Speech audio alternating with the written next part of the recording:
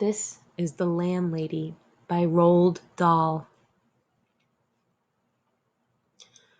Billy Weaver had travelled down from London on the slow afternoon train with a change at Reading on the way, and by the time he got to Bath it was about 9 o'clock in the evening, and the moon was coming up out of a clear starry sky over the houses opposite the station entrance.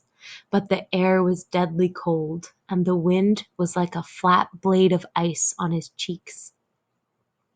"Excuse me," he said, "but is there a fairly cheap hotel not too far away from here?" "Try the Bell and Dragon," the porter answered, pointing down the road. "They might take you in. It's about a quarter of a mile along on the other side." Billy thanked him and picked up his suitcase and set out to walk the quarter mile to the Bell and Dragon. He had never been to Bath before. He didn't know anyone who lived there, but Mr. Greenslade at the head office in London had told him it was a splendid town. "Find your lodgings," he had said, "and then go along and report to the branch manager as soon as you've got yourself settled." Billy was 17 years old. He was wearing a new navy blue overcoat, a new brown Trilby hat, and a new brown suit, and he was feeling fine. He walked briskly down the street. He was trying to do everything briskly these days. Briskness, he had decided, was the one common characteristic of all successful businessmen. The big shots up at the head office were absolutely fantastically brisk all the time. They were amazing. There were no shops on this wide street that he was walking along, only a line of tall houses on each side, all of them identical. They had porches and pillars and 4 or 5 steps going up to their front doors, and it was obvious that once upon a time they had been very swanky residences. But now, even in the darkness, he could see that the paint was peeling from the woodwork on their doors and windows, and that the handsome white facades were cracked and blotchy from neglect. Suddenly, in a downstairs window, there was brilliantly illuminated by a street lamp, not 6 yards away, Billy caught sight of a printed notice propped up against the glass in one of the upper panes. It said, "Bed and breakfast." There was a vase of yellow chrysanthemums, tall and beautiful, standing just underneath the notice. He stopped walking. He moved a bit closer. Green curtains, some sort of velvety material, were hanging down on either side of the window. The chrysanthemums looked wonderful beside them. He went right up and peered through the glass into the room, and the first thing he saw was a bright fire burning in the hearth. On the carpet in front of the fire a pretty little dachshund was curled up asleep with its nose tucked into its belly.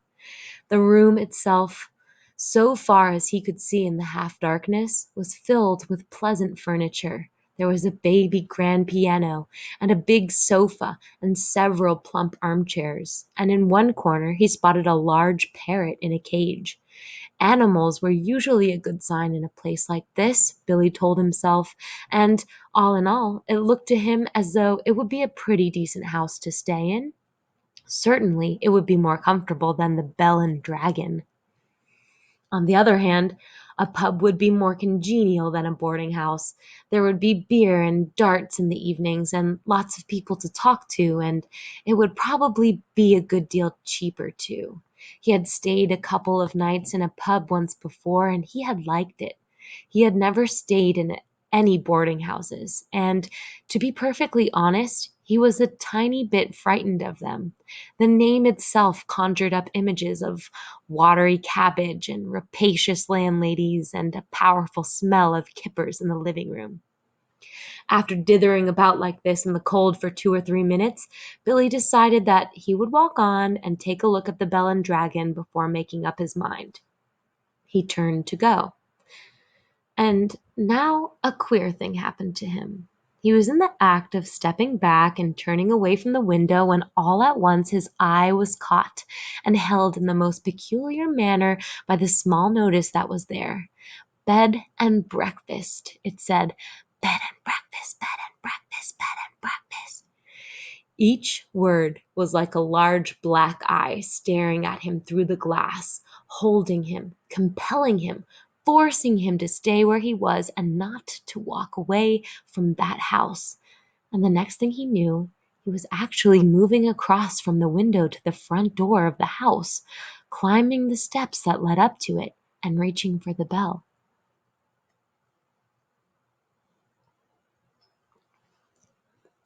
He pressed the bell.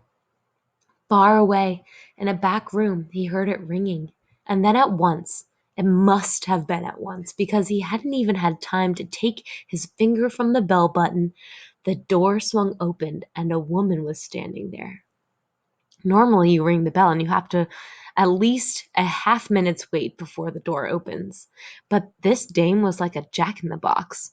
He pressed the bell and out she popped. It made him jump. She was about 45 or 50 years old, and the moment she saw him, she gave him a warm, welcoming smile. "Please come in," she said pleasantly. She stepped aside, holding the door wide, and Billy found himself automatically starting forward. The compulsion, or more accurately, the desire to follow after her into that house was extraordinarily strong. "I saw the notice in the window," he said, holding himself back. "Yes, I know. I was wondering about a room." "It's all ready for you, my dear," she said, with a round pink face and very gentle blue eyes. "I was on my way to the Bell and Dragon," Billy told her, "but the notice in your window just happened to catch my eye." "My dear boy," she said, "why don't you come in out of the cold?" "How much do you charge?" "Five and sixpence a night, including breakfast." It was fantastically cheap. It was less than half of what he had been expecting to pay, had been willing to pay. "If it's too much," she added, "then perhaps I can reduce it just a tiny bit. Do you desire an egg for breakfast? Eggs are expensive at the moment. It would be sixpence less without the egg." "Five and sixpence is fine," he answered. "I should like very much to stay here." "I knew you would. Do come in." She seemed terribly nice. She looked exactly like the mother of one's best school friend welcoming one into the house to stay for the Christmas holidays. Billy took off his hat and stepped over the threshold. "Just hang it there," she said, "and let me help you out with your coat." There was no other hats or coats in the hall. There were no umbrellas, no walking sticks, nothing. "We have it all to ourselves," she said, smiling at him over her shoulder as she led the way upstairs. "You see, it isn't very often I have the pleasure of taking a visitor into my little nest." The old girl is slightly dotty, Billy thought to himself, but at five and sixpence a night, who cares about that? "I should have thought you'd be simply swamped with applicants," he said politely. "Oh, I am, my dear, I am. Of course I am. But the trouble is that I'm inclined to be just a teeny weeny bit too choosy and particular, if you see what I mean." "Ah, yes." "But I'm always ready. Everything is always ready, day and night in this house, just on the off chance that an acceptable young gentleman will come along. And it is such a pleasure, my dear, such a great, very great pleasure when now and again I open the door and I see someone standing there who is just exactly right." She was halfway up the stairs, and she paused with one hand on the stair rail, turning her head and smiling down at him with pale lips. "Like you," she added, and her blue eyes traveled slowly all the way down the length of Billy's body to his feet and then up again. On the second floor landing, she said to him, "This floor is mine." They climbed up another flight. "And this one is all yours," she said. "Here's your room. I do hope you'll like it." She took him into a small but charming front bedroom, switching on the light as she went in. "The morning sun comes right in the window, Mr. Perkins. Is it Mr. Perkins, isn't it?" "No," he said, "it's Weaver." Mr. Weaver, how nice. I've put a water bottle between the sheets to air them out, Mr. Weaver. It's such a comfort to have a hot water bottle and strange bed with clean sheets. Don't you agree? And you may light the gas fire at any time if you feel chilly. Thank you, Billy said. Thank you ever so much. He noticed that the bedspread had been taken off the bed and that the bedclothes had been neatly turned back on one side, all ready for someone to get in. I'm so glad you appeared, she said, looking earnestly into his face. I was beginning to get worried. That's all right, Billy answered brightly. You mustn't worry about me. He put his suitcase on the chair and started to open it. And what about supper, my dear? Did you manage to get anything to eat before you came here? I'm not a bit hungry, thank you, he said. I think I'll just go to bed as soon as possible because tomorrow I've got to get up rather early and report to the office. Very well, then. I'll leave you now so that you can unpack. But before you go to bed, would you be kind enough to pop into the sitting room on the ground floor and sign the book? Everyone has to do that because it's the law of the land, and we don't want to go breaking any laws at this stage in the proceedings, do we? She gave him a little wave of the hand and went quickly out of the room and closed the door. Now, the fact that this landlady appeared to be slightly off her rocker didn't worry Billy in the least. After all, she not only was harmless, there was no question about that, but she was also quite obviously a kind and generous soul. He guessed that she had probably lost a son in the war or something like that and had never gotten over it. So a few minutes later, after unpacking his suitcase and washing his hands, he trotted downstairs to the ground floor and entered the living room. His landlady wasn't there, but the fire was glowing in the hearth, and the little dachshund was sleeping soundly in front of it. The room was wonderfully warm and cozy. I'm a lucky fellow, he thought, rubbing his hands. This is a bit of all right. He found the guest book lying open on the piano, so he took out his pen and wrote down his name and address. There were only two other entries above his on the page, and as one always does with guest books, he started to read them. One was Christopher Mulholland from Cardiff, the other was Gregory W. Temple from Bristol. That's funny, he thought to himself. Christopher Mulholland. It rings a bell. Now, where on earth had he heard that rather unusual name before? Was it a boy at school? No.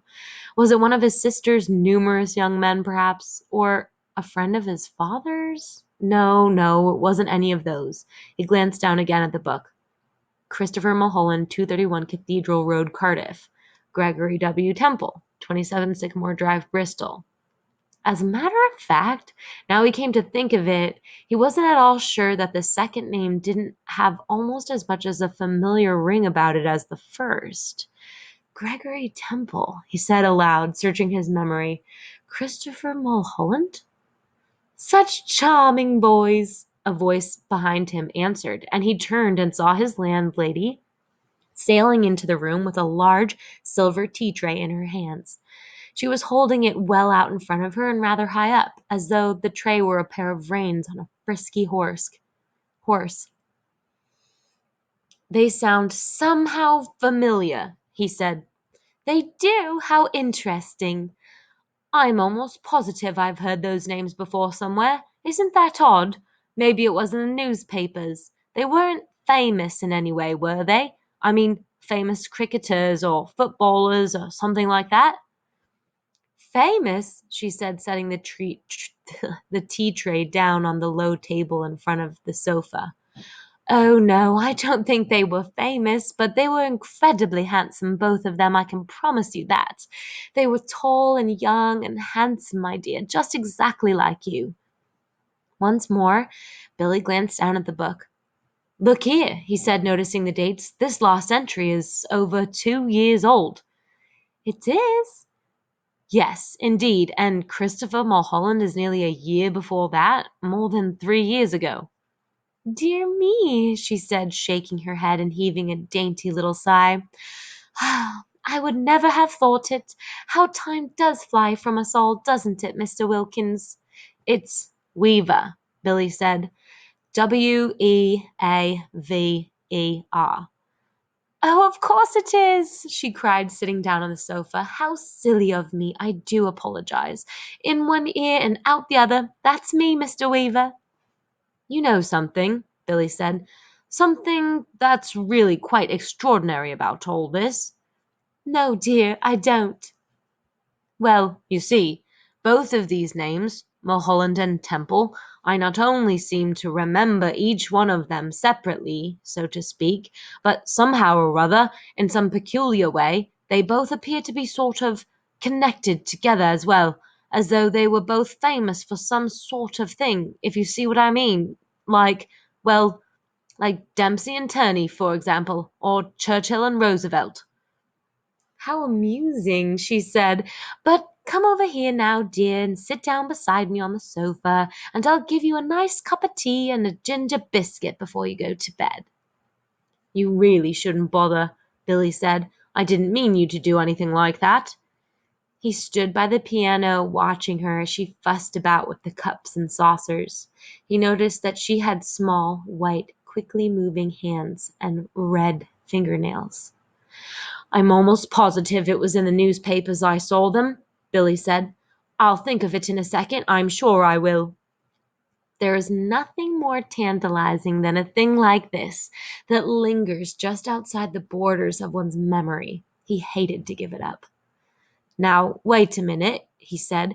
Wait just a minute. Mulholland, Christopher Mulholland, wasn't that the name of the Eton schoolboy who was on a walking tour through the West Country and then all of a sudden, milk?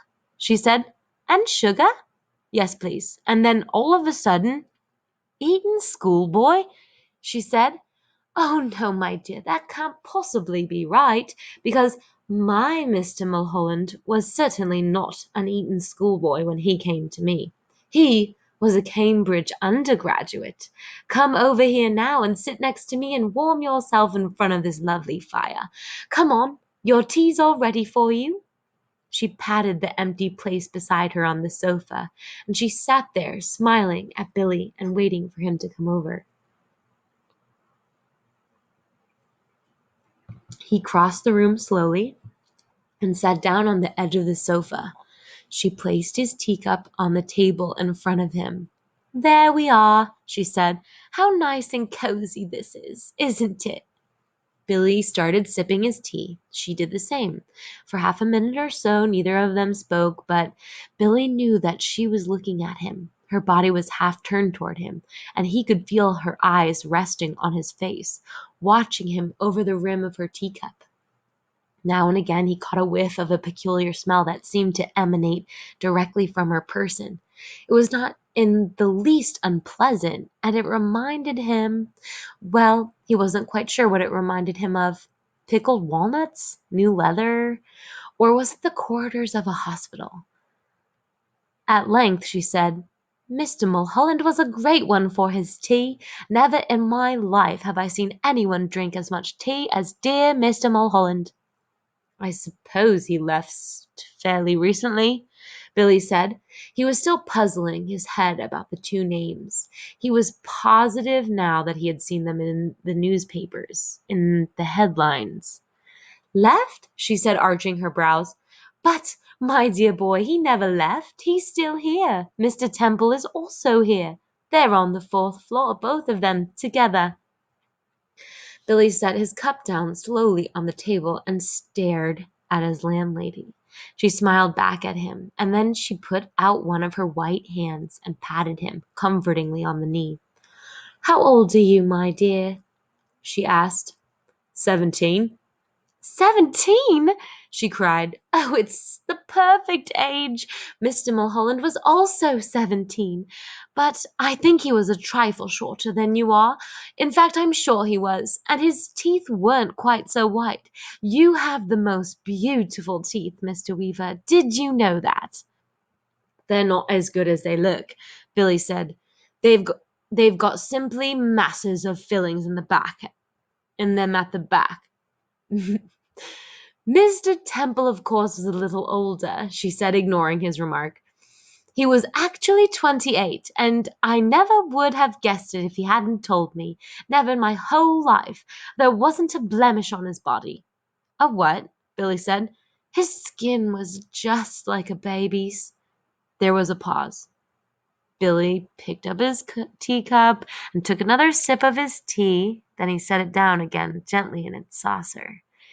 He waited for her to say something else, but she seemed to have lapsed into another of her silences. He sat there, staring straight ahead of him into the far corner of the room, biting his lower lip. The parrot, he said at last. You know something. It had me completely fooled when I first saw it through the window. I could have sworn it was alive. Alas, no longer. It's most terribly clever the way it's done, he said. It doesn't look in the least bit dead. Who did it? I did. You did? Of course, she said. And have you met my little Basil as well? She nodded towards the dachshund curled up so comfortably in front of the fire. Billy looked at it, and suddenly he realized that this animal had all the time been just as silent and motionless as the parrot. He put out a hand and touched it gently on the top of its back. The back was hard and cold, and when he pushed the hair to one side with his fingers, he could see the skin underneath, grayish black and dry and perfectly preserved. Good gracious me, he said. How absolutely fascinating. He turned away from the dog and stared with deep admiration at the little woman beside him on the sofa. It must have been most awfully difficult to do a thing like that. Not in the least, she said. I stuff all my little pets myself when they pass away. Will you have another cup of tea? No, thank you, Billy said. The tea tasted faintly of bitter almonds, and he didn't care much for it. You did sign the book, didn't you? Oh, yes. That's good, because later on, if I happen to forget what you were called, then I can always come down here and look it up. I still do that almost every day with Mr. Mulholland and Mr. Mr. Temple?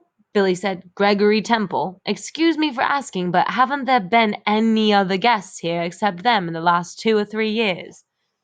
Holding her teacup high in one hand, inclining her head slightly to the left, she looked up at him out of the corners of her eyes and gave him another gentle smile.